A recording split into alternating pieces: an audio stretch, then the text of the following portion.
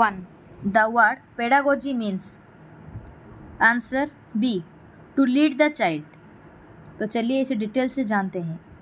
ये जो पेडागोजी है ये एक एसेंटिक ग्रीक वर्ड से आया है जिसका नाम पेडागोगस है। और ये जो वर्ड पेडागोगस है ये 2 टाइप वर्ड से कंबाइन है, मतलब पेडोस एंड एगागोस।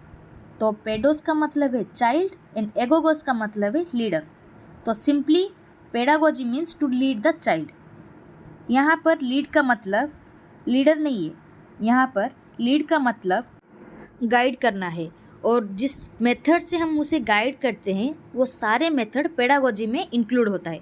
ठीक है। 2. Pedagogy is the study of. Answer D, teaching methods. तो इसका मतलब ये है कि ये जो टीचिंग मेथड है इसमें क्या होता है ना, एजुकेशन की एम या गोल वो इंक्लूड होता है, और उस गोल को कैसे अचीव करना है उसके वे भी पेडागोजी में इंक्लूड होता है। 3. Which one of the following indicates child's physical growth? Answer quantitative. तो चलिए इसे डिटेल से जानते हैं। ये जो ग्रोथ होता है उसका नेचर क्या होता है ना, क्वांटिटेटिव होता है। मतलब ये है कि एक इंडिविजुअल के हाइट, वेट, मतलब ओवरऑली बॉडी का ग्रोथ जो है एक पर्टिकुलर टाइम में वो स्टॉप हो जाएगा। ऐसा नहीं है कि हमारे उम्र के हिसाब से हमारे बॉडी का साइज और वेट भी बढ़ता रहेगा। लेकिन डेवलपमेंट अगर यहाँ पर होता तो डेवलपमेंट जो है ये एक क्वालिटेटिव है, मतलब हमारे उम्र के हिसाब से हमारे जो एक्सपीरियंस बढ़ता रहेगा, हमारी स्किल्स डेवलप्ड होगा, मरते दम तक हमारी डेवलपमेंट जारी रहेगी। लेकिन ग्रोथ जो है वो एक पर्टिकुलर टाइम पे स्टॉप हो जाएगा। तो एट लास्ट हमने ये जाना कि ग्रोथ जो है वो क्वांटिटेटिव नेचर है एंड डेवलपमेंट जो है वो एक क्वालिटेटिव नेचर है। 4. The best method to study growth and development of the child is B. Comparative method. इसका मतलब ये है कि कंपेयर करना, मतलब एक बच्चे को दूसरे बच्चे के साथ कंपेयर करना, एक ग्रुप ऑफ पीपल को दूसरे ग्रुप ऑफ पीपल के साथ कंपेयर करना। तो इससे क्या होता है ना, हम इजीली जान सकते हैं कि एक बच्चे के ग्रोथ और डेवलपमेंट ठीक से हुआ है या नहीं है। 5. The use of technology to enhance learning process is called in education. यहाँ पर enhance का मतलब है increase करना। ठीक है, तो इसका आंसर है B, ICT। ICT का मतलब है इंफॉर्मेशन एंड कम्युनिकेशन टेक्नोलॉजी। तो ये जो ICT है इसके मदद से क्या होता है ना, जो चाइल्ड रूरल एरिया में और रिमोट लोकेशन में रहते हैं वो सारे ऑनलाइन के रिसोर्स से लर्न कर सकते हैं या फिर डिस्टेंस कोर्स भी कर सकते हैं। तो ये एक स्पेशल लर्निंग है जिसमें फिजिकल डिसेबिलिटी पीपल और स्टूडेंट और जो बहुत ही पूर होते हैं वो सारे इजीली स्टडी कर सकते हैं। 6. Term PSRN in development implies. Answer A, problem solving, reasoning and numeracy. 7. Individual learns from his own mistakes. This statement is based on which learning theory? Answer C, trial and error theory. इस theory को E.L. थोरेंडिक जो एक American psychologist थे वो है trial and error theory के founder है। 8. What should be the role of teacher in meeting the individual differences? तो आंसर है सी, बोथ ए एंड बी। इसका मतलब है कि जो टीचर होते हैं उन्हें क्या करना है ना, इंडिविजुअल के इंटरेस्ट, एबिलिटी को जानने की ट्राई करना चाहिए और इंडिविजुअल के नीड्स के हिसाब से जो करिकुलम होता है उसे एडजस्ट करना पड़ता है ताकि स्टूडेंट इजीली लर्न कर सके। 9. Teachers should present information to the students clearly and in interesting way and relate this new information to the things student. Answer B, already know. इसका मतलब ये है कि जो टीचर स्टूडेंट को टीच करते हैं तब वो क्या करना चाहिए, जो एग्जाम्पल देते हैं वो एग्जाम्पल क्या होना चाहिए ना, स्टूडेंट के डेली लाइफ के साथ लिंक्ड होना चाहिए। मतलब जो हम डेली लाइफ में करते हैं उसके हिसाब से हम एग्जाम्पल देना चाहिए ताकि स्टूडेंट अच्छी तरीके से वो चीज़ को समझ सके। 10. Which of the following statements is not true? Answer B. Development is a quantitative process. क्योंकि हम सब जानते हैं कि डेवलपमेंट एक क्वालिटेटिव प्रोसेस है। 11. Which of the following is not the tool for formative assessment in scholastic domain? Answer B. Multiple choice question, मतलब MCQ। तो यहाँ पर फॉर्मेटिव का मतलब है डेवलपमेंटर, ग्रोइंग, ठीक है। एंड असेसमेंट का मतलब है मूल्यांकन करना। तो यहाँ क्या होता है ना, जो टीचर होते हैं वो क्या करते हैं ना, स्टूडेंट की प्रोग्रेस को कंटिन्यूसली ऑब्जर्व करते हैं या मॉनिटर करते हैं। किसके द्वारा ना, फॉर्मेटिव असेसमेंट के द्वारा। तो यहाँ पर फॉर्मेटिव असेसमेंट एक टूल है जो कि daily teaching and learning process में यूज होता है। Some formative assessment are oral questions, assignment, conversation skills, role play, ठीक है, projects, quiz, group work, debate etc।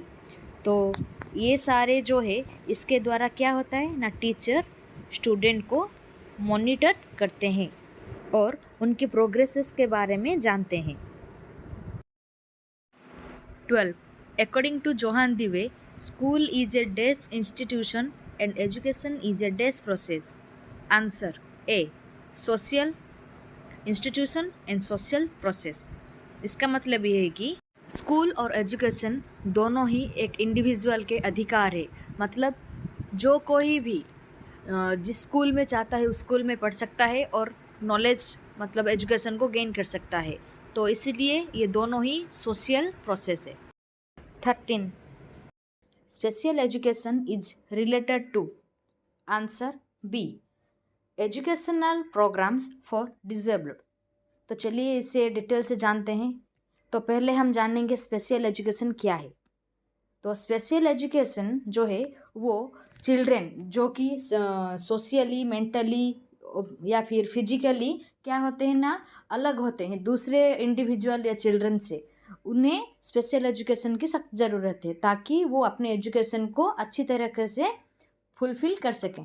Special education provide करने से क्या होता है ना, जो इंडिविजुअल और चिल्ड्रन जो है उन्हें सपोर्ट मिलता है इसके लिए ना, अपने एजुकेशन को फुलफिल करने के लिए। इसीलिए स्पेशल एजुकेशन जो डिसेबल्ड चिल्ड्रन है उन्हें प्रोवाइड किया जाता है। 14. Which of the following statement is not true in case of multiple choice questions? Answer A. Even an inexperienced teacher can prepare the question easily। इसका मतलब ये है कि MCQ क्वेश्चन जो होता है वो बहुत ही आसान होता है टीचर के लिए और स्टूडेंट के लिए, लेकिन जो टीचर एक्सपीरियंस्ड नहीं है तो उनको MCQ क्वेश्चन बनाने के लिए थोड़ी सी दिक्कत होती है और वो इजीली क्वेश्चन को नहीं बना पाते। 15. According to Johann Dewey, schools must prepare students for। Answer C. Present life। 16. What type of evaluation identifies learning deficiencies and difficulties of the learners? Answer D. Diagnostic। तो चलिए इसे हम डिटेल से जानते हैं। तो पहले हम जानेंगे कि डायग्नोस्टिक का मतलब क्या है। तो ये जो डायग्नोस्टिक असेसमेंट है ये एक यूनिट को लर्न करने से पहले टीचर के द्वारा यूज होता है ताकि टीचर जान सके कि उस टॉपिक के बारे में स्टूडेंट कितना जानते हैं। वो उसी के हिसाब से ही उस टॉपिक को स्टूडेंट को बताते हैं ताकि स्टूडेंट को लर्न करने में इजी हो सके। फॉर एग्ज़ाम्पल, मान लो एक टीचर है जो कि स्टूडेंट को इंडिया के डिफरेंट स्टेट के बारे में बताना चाहते हैं। तो पहले उन्हें क्या करना चाहिए ना, स्टूडेंट इंडिया के बारे में जानते या नहीं, उनके स्टेट्स के बारे में जानते या नहीं, मैप्स को कैसे यूज करना जानते हैं कि नहीं, इसके बारे में पता लगाना है। अगर ज़्यादातर स्टूडेंट इसके बारे में जानते हैं तभी वो क्या कर सकते हैं ना, अपने टॉपिक्स को स्टार्ट कर सकते हैं ताकि उनकी जो एम है स्टूडेंट को इंडिया के स्टेट्स के बारे में बताना वो फुलफिल हो सकता है। 17. As people grow older, the days of learning decline। Answer B. Speed। क्योंकि समय और एज के बढ़ने के साथ साथ हमारी सीखने की चाह भी घटती रहती है। जो सीखने की चाह यंगर एज में होता है वो सीखने की चाह ओल्ड एज में नहीं होता है। इसीलिए जब पीपल ओल्ड हो जाते हैं उनकी लर्निंग कैपेबिलिटी डिक्रीज होने लगता है और उनकी सीखने की चाह भी कम होने लगता है। 18. Both the chronological age and the mental age of pupil is 7 year. He may be classified into which category? तो आंसर बी, नॉर्मल इंटेलिजेंस। तो चलिए इसे डिटेल से जानते हैं। तो जो क्रोनोलॉजिकल एज का मतलब ये है कि जो हमारे लाइफ है, मतलब हम जब से बर्थ किए हैं आज तक, ठीक है, उनको हम क्रोनोलॉजिकल एज बोलते हैं। और मेंटल एज क्या है ना, हमारी सीखने की जो उम्र होता है उसे मेंटल एज बोलते हैं। तो सिंपली हम ये कह सकते हैं कि mental as is based on intellectual development and chronological age is the number of years a person has lived. ठीक है, तो जब क्रोनोलॉजिकल एज और मेंटल एज दोनों ही बराबर हो तब जाके हमारी नॉर्मल इंटेलिजेंस होता है। 19. Which for the following should be used to increase correct responses and appropriate behavior? Answer D, price. इसका मतलब ये है कि प्राइस का मतलब क्या है ना, प्राइस का मतलब अप्रूवल है जो कि चिल्ड्रन को मिलना चाहिए। फॉर एग्जांपल, एक स्टूडेंट है जो कि एक क्वेश्चन के सही जवाब देता है, तब टीचर को क्या करना चाहिए ना, उसको प्राइज़ करना चाहिए। कैसे?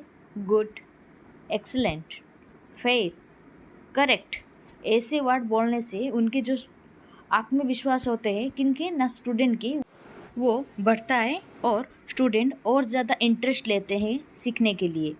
तो इसीलिए हमेशा स्टूडेंट को प्राइज़ करना चाहिए ताकि स्टूडेंट मोटिवेटेड हो सके। 20. The field of study concerned with the construction of thought processes, including remembering, problem solving, and decision making, is called? Answer D, cognitive development. अगर आपको वीडियो अच्छी लगी तो लाइक, शेयर एंड सब्सक्राइब ज़रूर करना। Thank you.